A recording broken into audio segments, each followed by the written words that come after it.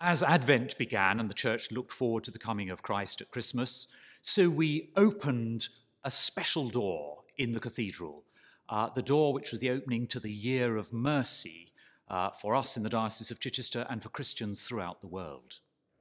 As we begin the diocesan strategy, seeking to know, love, follow Jesus, we begin with the call which Pope Francis has issued to all Christians to open the doors of the church, allow people in, welcome people in, to find and experience for themselves the mercy of God, in response, that is, to so many ills and hurts and fears across the world: conflict, abuse, famine, injustice.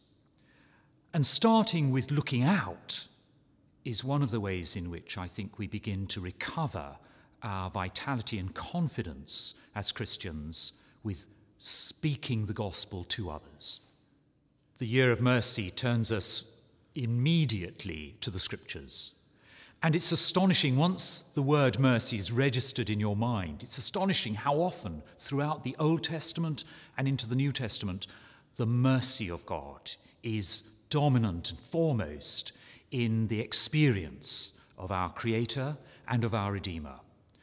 And this sense that we are re-immersing ourselves in the Scriptures is a very powerful one. And it's one which also overflows into our worship. Again and again in worship, we turn to God and seek mercy. Lord, have mercy. Almighty and most merciful Father. These are very profound images.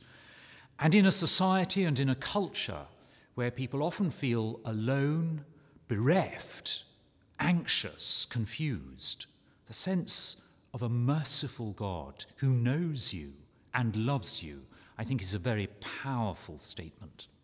Among the ways in which the Year of Mercy can be celebrated by people in parishes is first of all to participate in the Lent course, which will particularly focus on this theme.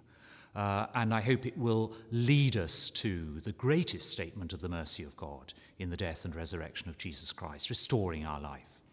But also, we would encourage parishes to come to the cathedral, to use the door which has opened the Year of Mercy, and to find within the cathedral church a place to pray, and to use patterns of prayer which we are developing and will offer for parishes, as a way of saying, here in this year, we seek the mercy of God. And finally, towards the end of the year, we're also looking at ways in which together, as a diocese, as a household of faith, we can celebrate patterns of healing and reconciliation.